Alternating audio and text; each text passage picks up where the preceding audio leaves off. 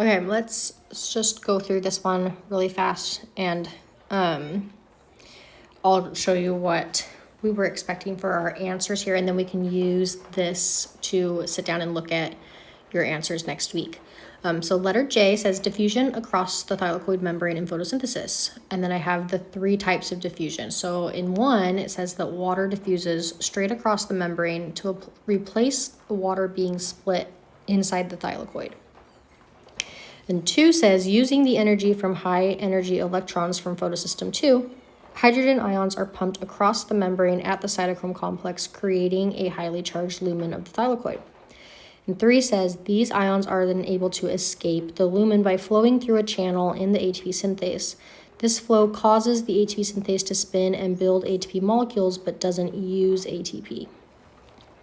And it says diagram each of these specific examples under the appropriate kind of diffusion being used below. Simple diffusion, facilitated diffusion, and active transport. And then I have these bullet points of things to include. So include the semi-permeable phospholipid bilayer of the thylakoid membrane and label the lumen and stroma on either side. And that's worth 3 points. Using arrows, specify which way each solute will move across the membrane. Think about the concentration gradient, 3 points. Show any energy expenditure, 1 point. Draw and label any protein structures that assist the diffusion process, 2 points. And directly below the names of each type of diffusion, below label each one as either active or passive diffusion, 3 points. So let's just start there, because this first one, let's see if I can get a way of drawing. I just want to be able to draw. Okay. So this one right here, we can just already answer really easily because of our knowledge of which ones are which. So simple diffusion, this is a passive form of diffusion, no energy needed. Facilitated is also passive, meaning that no energy is needed. Although we do need some type of facilitated structure to help us just go from a high to low concentration gradient. And then active transport gives us the answer there, and it is active. And so again, we're going in passive, we're going to go high to low in terms of our concentration gradient. And then this one's going to go from low to high. And it's going to need energy to do that because we're pushing against what our natural concentration gradient would want us to do.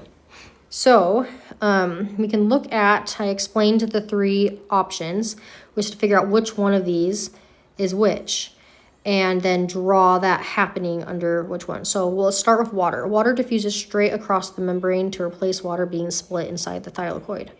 Well, that's just simple diffusion. Water going straight across the membrane. It's not using any type of protein channel. It's not using any kind of energy. It's replacing water that has been split and therefore lost inside the thylakoid. So we are going from a higher concentration of water on the outside to a lower concentration of water on the inside. We've got our membrane, which is something that we wanted you to include. And then we can do, I'll just do the lumen in here. We're going to label. And the stroma out here, where I'm going to have water. So you could draw this just by having a little figure of it too. We're going to go from high to low. So more water out there than there was in here. And I'll just kind of fill in this membrane. And then we can look at our things here. So I've included the semi-permeable phospholipid bilayer. I've labeled the lumen and the stroma on either side. So in this case, we're going to go from the stroma, the outside of the thylakoid, into the lumen, the inside of the thylakoid. I am using arrows to specify which way each solute will move across the membrane. So high to low here. And then show any energy expenditure. Well, simple diffusion doesn't use any energy, so we're not expending any energy. Draw and label any protein structures that assist. We're not using any protein structures in simple diffusion. And then directly below, I've already put that this is passive diffusion. So let's read the next one. So we did number 1. Using the energy from high energy electrons from photosystem 2, hydrogen ions are pumped across the membrane at the cytochrome complex, creating a highly charged lumen of the thylakoid. So cytochrome complex, right, we're using the energy from high energy electrons. Hydrogen ions are what are being pumped across at the cytochrome complex. We're creating a highly charged lumen. This is going to be our active transport. So if we get our membrane going here again, I'm going to just draw. It doesn't matter how complicated or simple you want our cytochrome complex to be. I'm going to label this as a, oh, come on. I guess my image ends there. Cytochrome complex. And I'm going to have, again, my stroma out here, my lumen in here.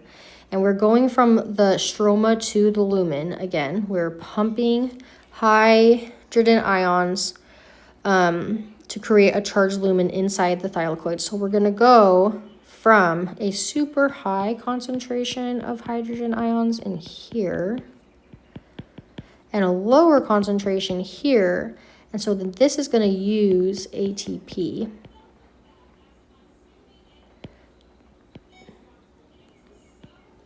to go from low to high.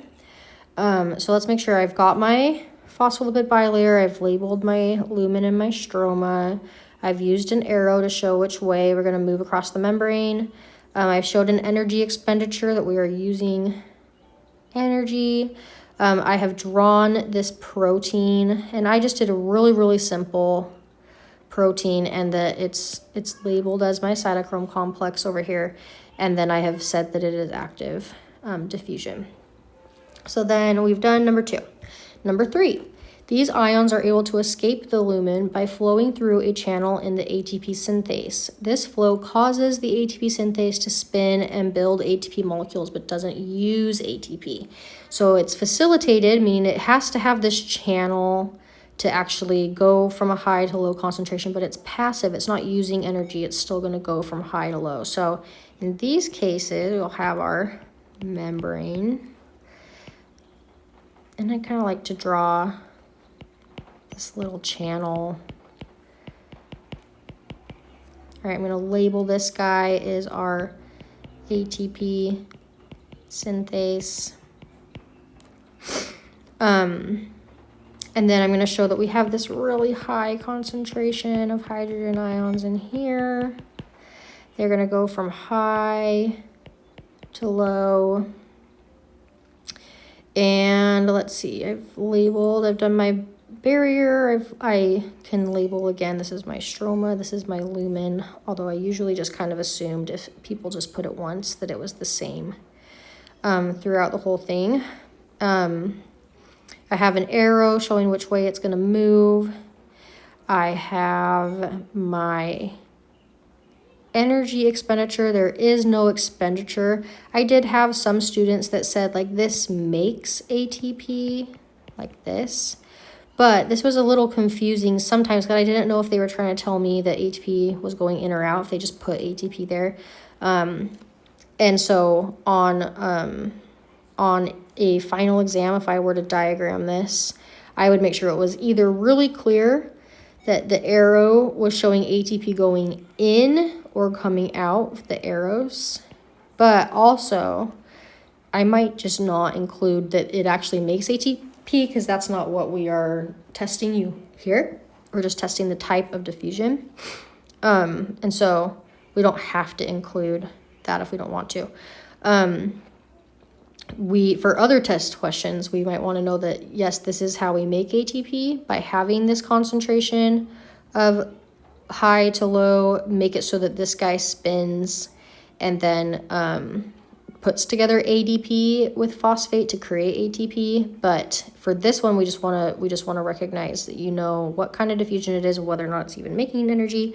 All right, I drew and labeled the protein structures, and then I wrote that it was passive directly below it. So this is what I would have been looking for in terms of an answer on that one. So we can use this now to look at yours.